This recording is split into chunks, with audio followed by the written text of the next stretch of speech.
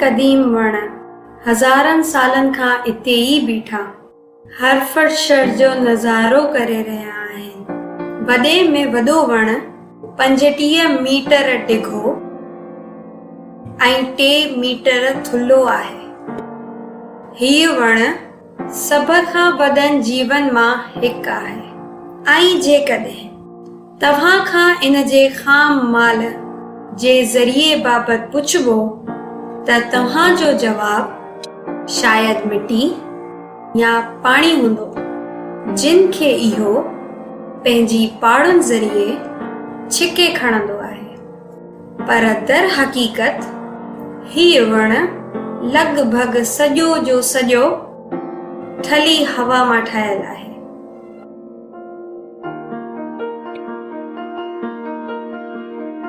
वण हवा में मौजूद कार्बन डाइऑक्साइड यानी डूनाक्सीवर कार्बन इस्तेमाल कंदे उहे मॉलिक्यूल्स यानी परमाणु जोड़े थो जिन मां सभु कुछ ठहियल आहे। इन जे थुल्हे थंभरे थुड़ खां वठी इन जी नाज़ुक नफ़ीस टारियुनि ताईं। हवा मां मिटीअ में शामिल थींदड़ नाइट्रोजन वण जी आबियारी करे थी ऐं इन जा पन ऑक्सीजन ख़ारिज कनि था। उहा ई हयात बख़्श गैस जेका पाण खे साह में खणण लाइ घुर्जे। अॼु पाण ॼाणूं था त पंहिंजे चौधारी मौजूद हवा में उहो समूरो ख़ामाल मौजूद आहे जंहिं मंझां हयातीअ वजूद वरितो आहे। पर पाण इहो कीअं ॼाणे वरितो त पंहिंजे चौधारी मौजूद नज़र न ईंदड़ इहा शइ को बि मवाद रखे थी। मुंहिंजो नालो आफ़िया मेमण आहे।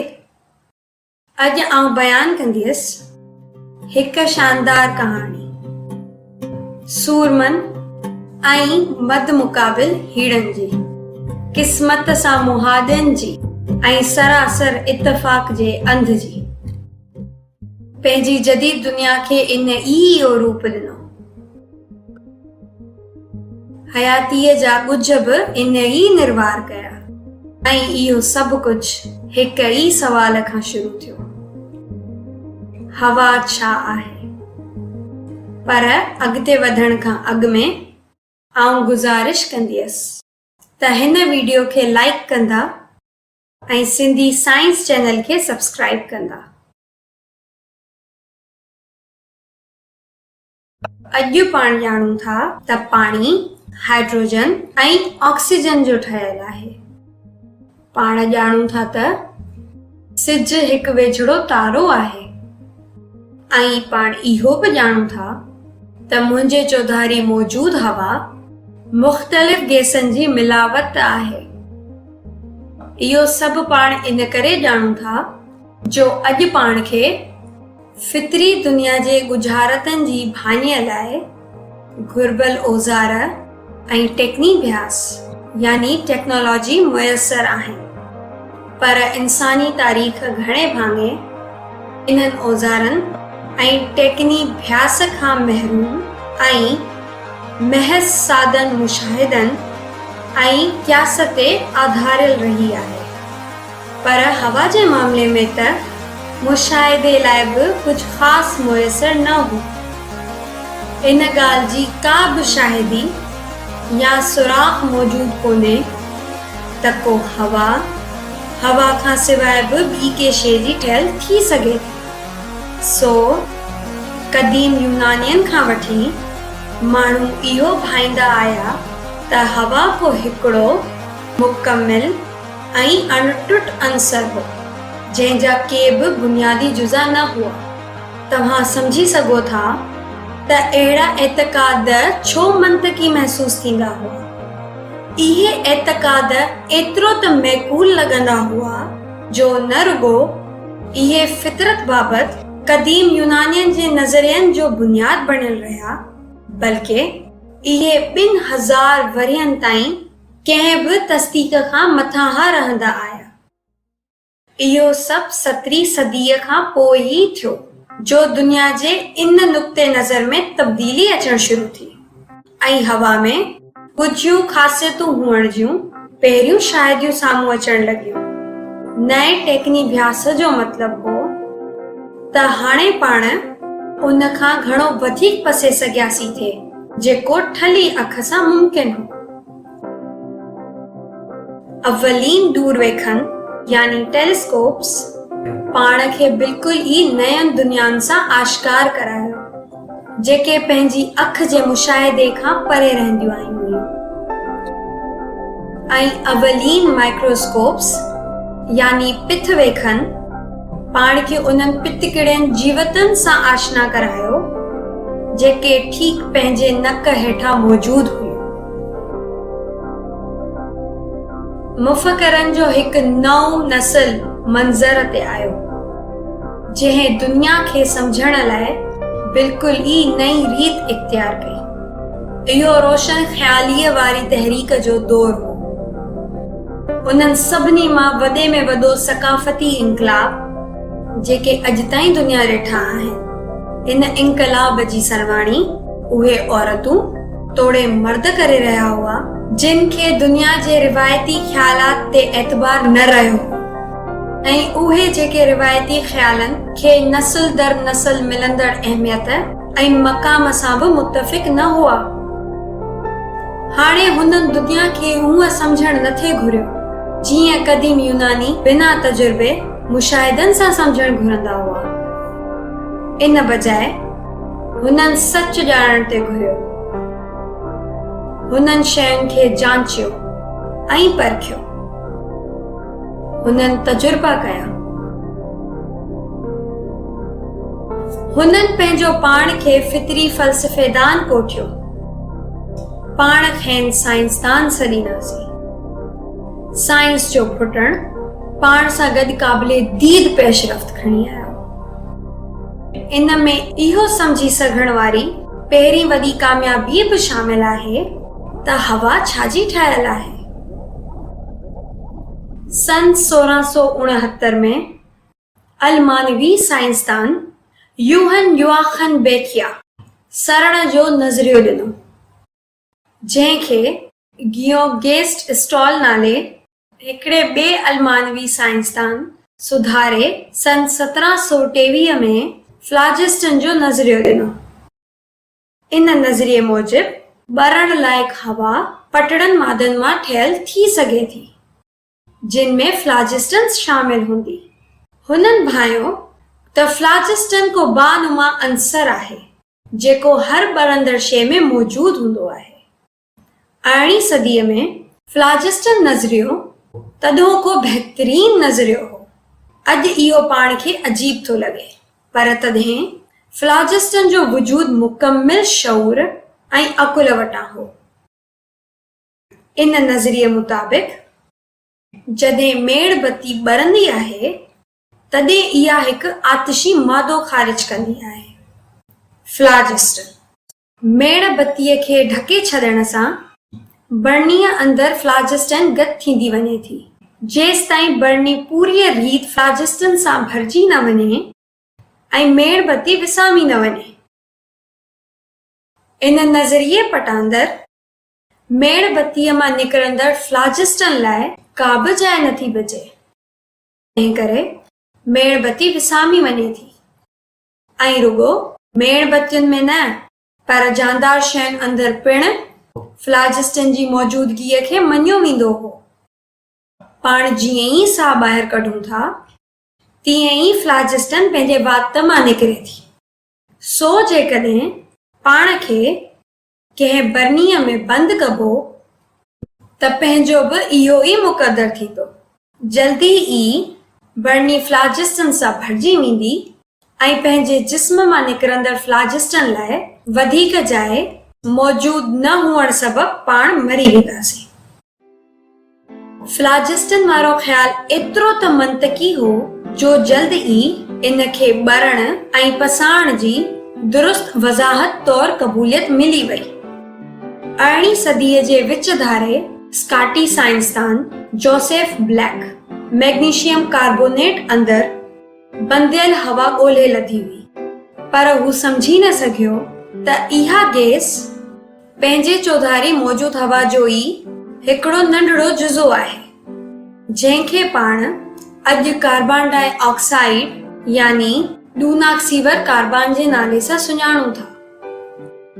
इन खां सवाइ सन 1772 में डेनियल रदरफोर्ड नाले साइंसदान मौतमार हवा दरियाफ़्त करे वरिती हुई, पर हू बि समझी न सघियो त इहा गैस का अनोखी गैस न आहे, बल्कि पंहिंजे चौधारी मौजूद हवा जो वॾे में वॾो जुज़ो आहे जंहिंखे पाण अॼु नाइट्रोजन जे नाले सां सुञाणूं था।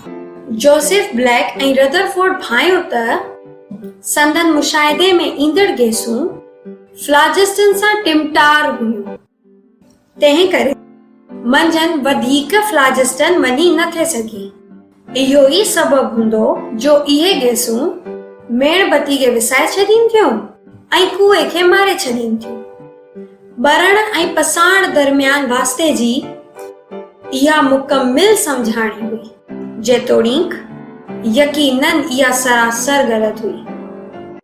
अॼु पाण ॼाणूं था त जेकॾहिं तव्हां को शोलो या का जानदार शइ कंहिं बंदि जाइ में रखंदा त इहा इन करे कान थी फना थिए जो समूरी जाइ फ्लाजिस्टन सां भरिजी वञे थी। इहा इन करे फना थिए थी जो इन खे घुर्बल ऑक्सीजन खुटी थी पवे।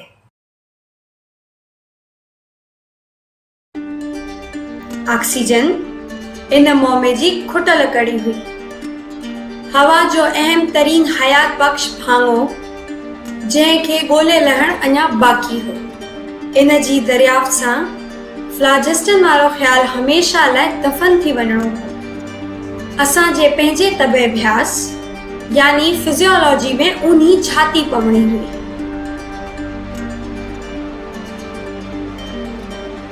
ऐं पंहिंजी दुनिया खे हमेशा लाइ तब्दील थी वञणो हो। ऑक्सीजन जी शनाख्त खे साइंस जी अज़ीम तरीन कामयाबियुनि मां हिकु थियणो हो, पर उन जी दरियाफ़्त जे सहरे जो हक़दार केरु हो वारे सवाल छितो तकरार पैदा करे छॾियो। ऐं अॼु बि इहो मुतनाज़ा मामिलो बणियल आहे। इन जा 3 दावेदार आहिनि जिन मां हर हिकु पंहिंजी दावा में हक़ बजानिब आहे। हिकिड़ो पुर तख़लीक़ स्वीडी फार्मासिस्ट, ॿियो पेरिस जो हिकु मालदार रईस ऐं टियों जोसेफ प्रिस्ली नाले हिकु आम अंग्रेज़ कमी। प्रिस्ली पंहिंजे हम असर फितरी फ़लसफ़ियनि खां मुख़्तलिफ़ हो। हू गैर मुनज़्ज़िम हो, संदसि ज़हन मुंतशिर रहंदो हो, पर हू ज़बरदस्त तख़लीक़ी सलाहियतनि ऐं तजस्सुस जो मालिक हो। प्रिस्ली में उहे समूरा अज़ीम गुर समोयल हुआ जेके साइंसी तजुर्बनि जो रस्तो इख्तियार कंदे दुनिया खे खोजण लाइ दरकार हूंदा आहिनि, छाकाणि त नतीजा हमेशा रिथियल न हूंदा आहिनि। कॾहिं कॾहिं बहितरीन नतीजा तॾहिं मिलंदा आहिनि जॾहिं तव्हांखे उन जी तवक़ा न हूंदी आहे। ऐं बिल्कुलु इहो ई कुझु प्रिस्लीअ सां थियो। तजुर्बा करण वारो इहो प्रिस्लीअ जो गैर मुनज़्ज़िम अंधाधुन तरीक़ेकार ई हो जो हिकु ॾींहुं बिना कंहिं ख़ासि सबब जे हुन पारे खे गरम करे ॾिठो। पारे खे तपाइण सां कुझु ख़ासि कोन थींदो आहे सिवाय इन जे जो तव्हांखे हीअ मिलंदो आहे, हिकु क़िस्म जो नारंगी चूरो जंहिंखे पारे रख या मर्क्यूरी कैल्स जे नाले सां कोठींदा हुआ। तजुर्बेदान त हो ई, सो प्रिस्लीअ पारे रख खे तपाए ॾिठो, जेको घणो वधीक दिलचस्प साबित थियो। संदसि ख़ुशीअ जो ठिकाणो न रहियो जॾहिं रख मां गैस जा बुड़बुड़ा निकिरण लॻा। हुन इन गैस जो घणे खां घणो मिक़दार हथु कयो ऐं उन खे आज़माइण जो फ़ैसिलो कयो। बंदियल हवा में शोलो उजामी थी वियो, पर इन हवा में शोलो जेतिरो ताबनाक हो एतिरो प्रीस्लीअ कॾहिं बि न ॾिठो हो। कूओ जेको बंदियल हवा में मरी थे वियो सो इन नई गैस में ॾाढे मज़े सां वेठो हो। असुल में आम हवा जी निस्बत इन गैस में कूओ ॿीणो वक़्तु जीअरो रहियो। वींदे प्रीस्ली पाण बि इन हवा खे पसाहे ॾिठो ऐं हुन चयो त खेसि ज़बरदस्त एहसास थियो। हुन उत्साह विचां लिखियो, हिन महल ताईं सिर्फ़ 2 कूअनि खे ऐं मूंखे इहा गैस पसाइण जो मौक़ो नसीब थियो आहे। प्रीस्लीअ सही करे वरितो त इहा नई गैस वाकई में तमामु ख़ासि हुई। प्रीस्लीअ ऑक्सीजन ॻोल्हे लधी हुई, हवा जो सभ खां अहम ऐं हयात बख़्श भाङो जेको साह खणण लाइ पाण सभिनी खे घुर्जंदो आहे। हू शोले ऐं साह वारियुनि शयुनि मथां उन जा असर ॾिसी चुको हो।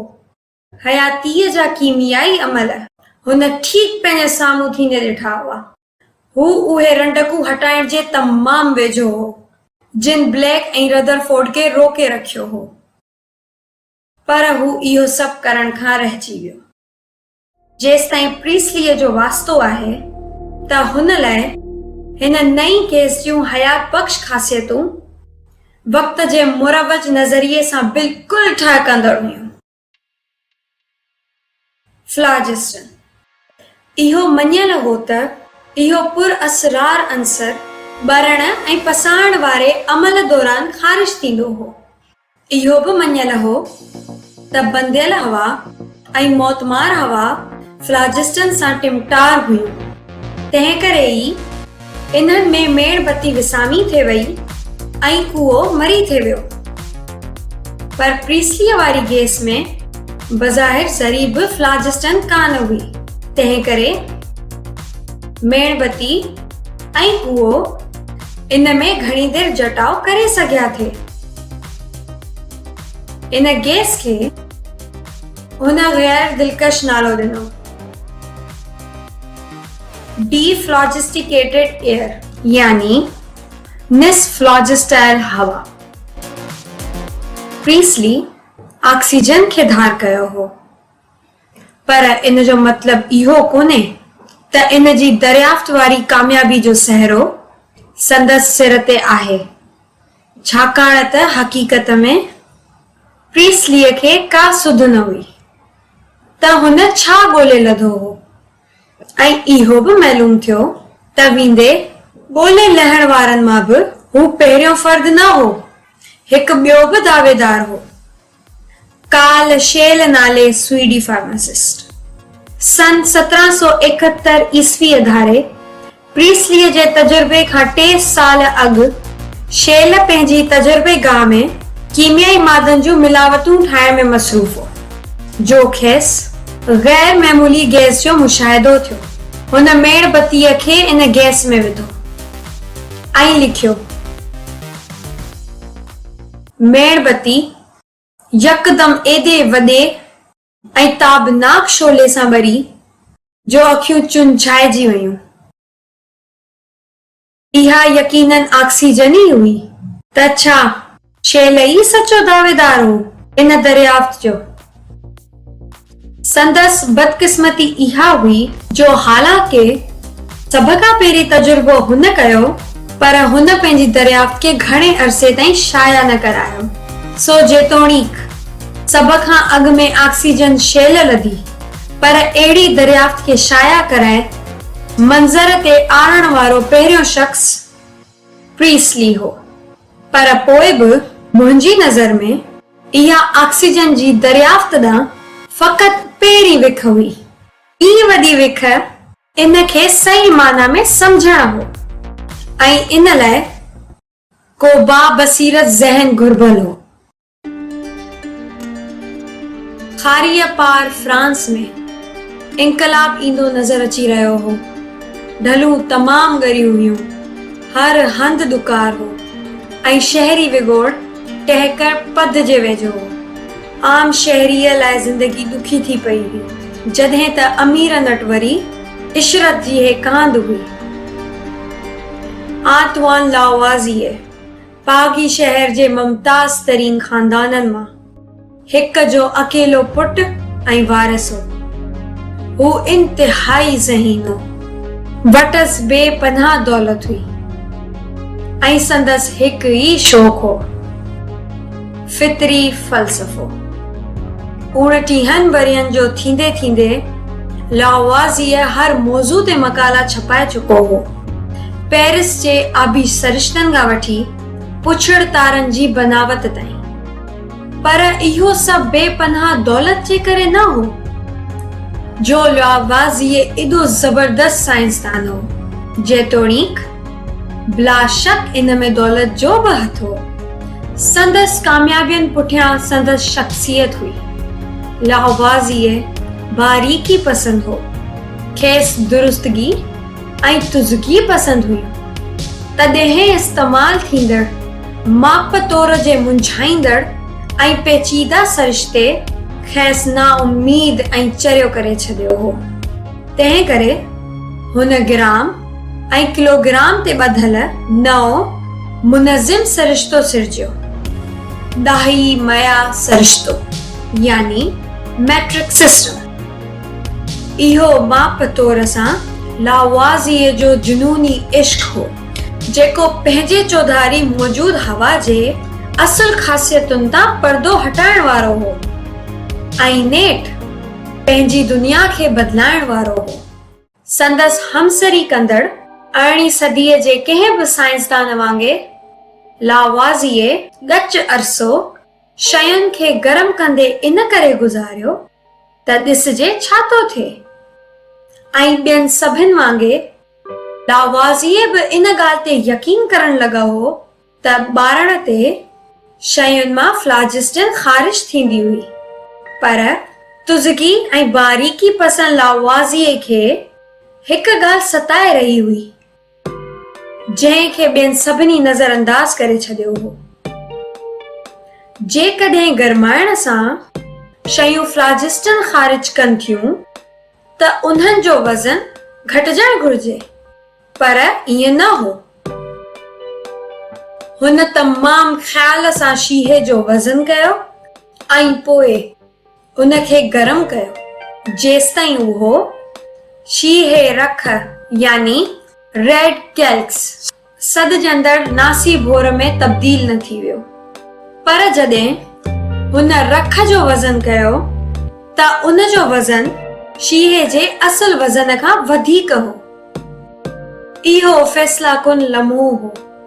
लावाज़ीअ ॼाणे वरितो त फ्लाजिस्टिन वारो नज़रियो यकीनन ग़लति हो। ॿरण जे अमल में कुझु ॿियो ई थी रहियो हो। जेकॾहिं तपाइण सां शीहो ॻरो थो थी वञे त ईअं नथो थी सघे त इन मां फ्लाजिस्टिन ख़ारिज थींदी हुजे।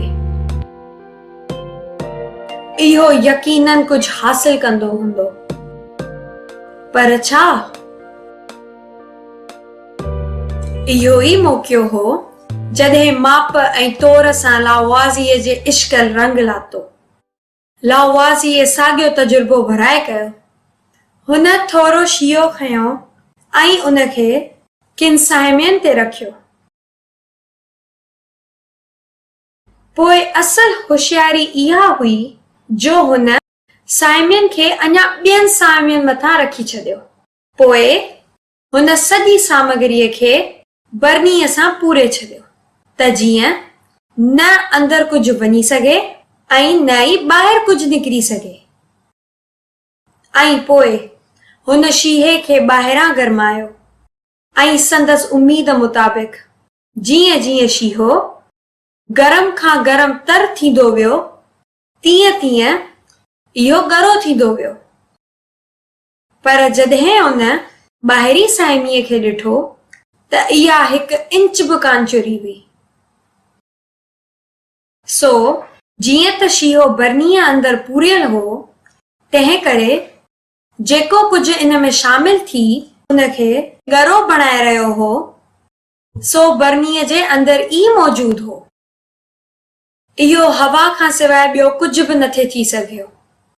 को पुर असरार अंसर हवा मां निकिरी शीहे अंदर वञी रहियो हो। लावाज़ीअ इन अंसर खे शीहे मां वापसि ॿाहिरि कढण लाइ पुर अज़म हो त जीअं उन जो अभ्यास करे सघे। पर संदसि पूरी कोशिश बावजूद ज़िद्दी शीहो जज़्ब कयल हवा खे ख़ारिज करण खां पिड़ कढी बीह रहियो। ज़हीन लावाज़ीअ जा हौसला ख़ता थी विया।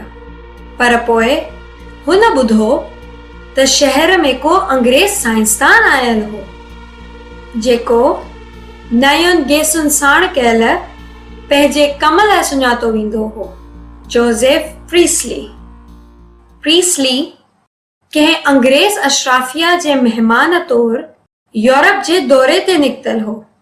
खेसि जीअं ई अज़ीम आंतवान लावाज़ीअ तरफ़ां सांझादे जी दावत मिली, हुन तीअं ई उत्साह विचां दावत क़बूली। सांझादे ते हुननि कीमिया जे मौज़ूअ ते ॻाल्हायो। तमामु घणे जोश जज़्बे सां लावाज़ीअ खे प्रीस्ली पंहिंजी ताज़ी तरीन दरियाफ़्त बाबति सभु कुझु ॿुधायो।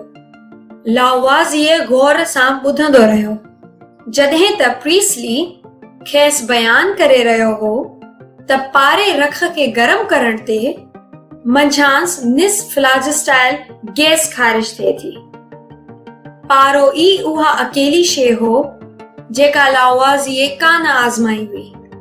प्रीस्लीअ जे तजुर्बाती अहवाल मां इहो पियो लॻो त लावाज़ीअ खे इन ई शइ जी ॻोल्हा हुई। गरम करण ते पारो हवा जज़्ब करे थो, पर अहम ॻाल्हि इहा आहे त शीहे जे उबतड़ जॾहिं इन खे ॿीहर तपायो वञे थो तॾहिं इहो जज़्ब कयल हवा खे ख़ारिज करे छॾे थो ऐं महज़ का बि हवा न, निस्फ़ फ़्लाजस्टाइल हवा। लावाज़ीअ सही करे वरितो त इहा ई खुटल कड़ी आहे जंहिंजी खेसि ॻोल्हा हुई। जीअं ई प्रीस्ली रवानो थियो, लावाज़ीअ शीहे मां जान छॾाई जेको हू इस्तेमाल कंदो आयो हो ऐं उन जी जाइ ते पारे खे गरम करे ॾिठो। हुन पारे खे ओसिताईं तपायो जेसिताईं इहो रख न बणिजी वियो ऐं हुन पारे अंदर वींदड़ हवा खे मापियो। तंहिंखां पोइ हुन रख खे ओसिताईं तपायो जेसिताईं उहा पारे में तब्दील न थी वई ऐं उन मां ॿाहिरि निकिरंदड़ हवा खे मापियो। हुन ॾिठो त ॿिन्ही सूरतनि में हवा जो मिक़दार साॻियो हो। गरम करण ते आम हवा जे कुझु हिसे खे पारो जज़्ब करे चुको हो ऐं उहा साॻी हवा उन मां वरी ख़ारिज थी चुकी हुई। ख़ारिज थियल हवा उहा ई हुई जंहिंखे प्रीस्लीअ निस्फ़ फ़्लाजस्टाइल हवा सॾियो हो। लावाज़ीअ ॼाणे वरितो त निस्फ़ फ़्लाजस्टाइल हवा यकीनन आम हवा जो ई हिकु भाङो आहे। इहा दरियाफ़्त बिल्कुलु नईअ मां थी हुई। हुन प्रीस्लीअ जो ॾिनल अणवणंदड़ मुंझाईंदड़ नालो तर्क कयो ऐं इन गैस खे ऑक्सीजन जो नालो ॾिनो। सन 1774 ईस्वीअ में लावाज़ीअ ऑक्सीजन जी दरियाफ़्त जो आम ऐलान कयो। शेल हैरान थी वियो। प्रीस्ली कावड़जी पियो। हुन सख़्त शिकायत कई त सभ खां अॻु में ऑक्सीजन हुन ॻोल्हे लथी हुई। इन कामयाबी वारे एज़ाज़ जो असुल हक़दार केरु आहे तंहिं ते अॼु बि तनाज़ो हलंदड़ आहे।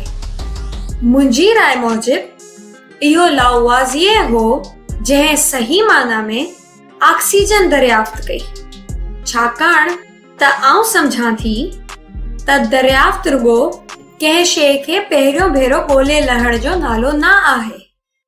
इहो सम्झण बि ज़रूरी आहे त तव्हांजी लधल शइ असुल में आहे छा? लाउवाज़िए ई हो जंहिं साबित कयो त ऑक्सीजन का नई अनोखी शइ न आहे। इहा उन हवा जो ई हिकु भाङो आहे जेका पाण साह में खणूं था। इहा उन तलाश जी सफ़र में हिकु तमामु वॾी बिरहांग हुई जंहिंजो मक़सदु इहो सम्झणु हो त हवा छाजी ठहियल आहे ऐं जल्दी ई मोमे जूं ॿियूं समूरियूं कड़ियूं मिलंदियूं वयूं।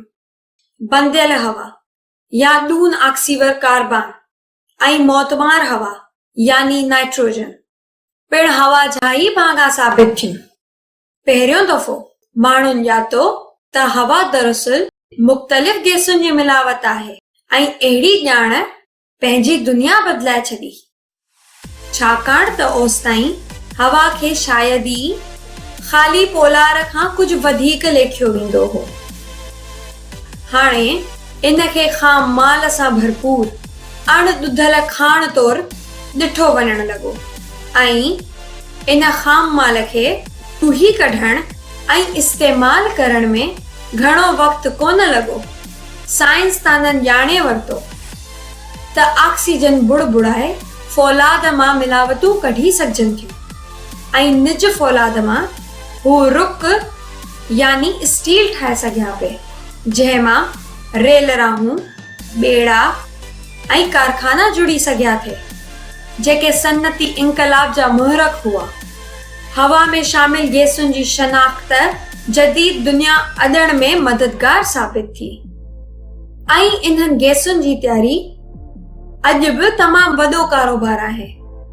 ऑक्सीजन अस्पतालुनि अंदरि मरीज़नि जी हयाती बचाइण लाइ इस्तेमाल थींदी आहे। इहा जदीद प्लास्टिक जो हिकु अहम जुज़ आहे। इहा उन्हनि रॉकेटनि खे पिण कुवत फराहम करे थी जिन सां खिलाई सफ़र मुमकिन बणियो आहे। नाइट्रोजन मां ठहंदड़ भाण उन्हनि फसलनि जी आबियारी कनि था जिन ते पंहिंजी खुराक जो दारोमदार आहे ऐं पंहिंजे खाधे खे ताज़ो रखण लाइ इहा पैकेजिंग वारी सनत में बि इस्तेमाल थींदी आहे। इहा दरियाफ़्त बिला शक हिकु गैर मामूली कामयाबी हुई त पंहिंजे चौधारी मौजूद आम रिवाजी हवा मुख़्तलिफ़ गैसुनि जी मिलावट आहे जिन मां हर हिकु धार ऐं अहम ख़ासियतूं रखे थी। इन ॻाल्हि में को बि वधाउ कोन्हे त पाण खे हवा जी सम्झ ॾियण में लाउवाज़ीअ जो किरदारु तमामु अहम हो। मुंहिंजी राय मुताबिक़ साइंस में लाउवाज़ीअ जी भाङेदारी ओतिरी ई अहम आहे जेतिरी न्यूटन जी आहे या डार्विन जी। हुन रुगो नई गैस कान सुञाती हुई बल्कि हुन हवा जी हक़ीक़त पधरी करे ऐं हयातीअ जी कीमिया में उन जो अहम किरदारु अयां करे दुनिया खे ॾिसण वारो पंहिंजो नज़रियो ई बदिलाए छॾियो। इहो साइंसी राह रवीअ जो शानदार कारनामो हो पर हू दौलत ऐं इशरत वारी ज़िंदगी वठी पैदा थियो हो। 18वीं सदीअ जी पछाड़ीअ ताईं फ्रांस में शहरी विॻोड़ मुकमल इनकलाब जी सूरत इख्तियार करे वियो हो पर संदसि केतिरनि ई मौजिज़ दोस्तनि जे उबतड़ लाउवाज़ीअ भॻो कोन झेड़ींदड़ अवाम आॾो इन ॻाल्हि जी का बि अहमियत न हुई त लाउवाज़ीअ इनकलाब जी पुठ भराई कंदे पेरिस में वेठल रहियो। नई वटनि इन ॻाल्हि जी का अहमियत हुई त हू हिकु अज़ीम साइंसदान हो। लाउवाज़ीअ में त खेनि रुगो सरमाएदार अशराफिया सां वास्तो रखंदड़ फर्द नज़र अची रहियो हो।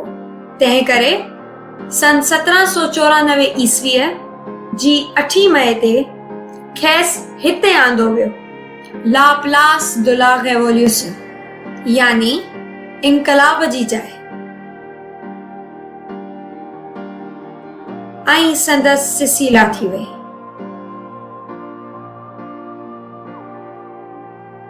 हिकु साथी साइंसदान चयो खेनि इहो सिर कलम करण में हिकु लम्हो लॻो पर 100 साल बि शायदि अहिड़ो सिर पैदा करे न सघनि। लावाज़ीअ जी ज़िंदगीअ जो ॾीओ उझामी चुको हो, पर संदसि मीरास ज़िंदा रही। हुन हवा खे सम्झण वारी जुस्तजू खे उहो रुख ॾिनो जेको पाण खे पंहिंजे अॼोके जदीद साइंसी फ़हम ॾांहुं वठी आयो। मूंखे इजाज़त ॾींदा? जिए साइंस, जिए सिंधी ॿोली।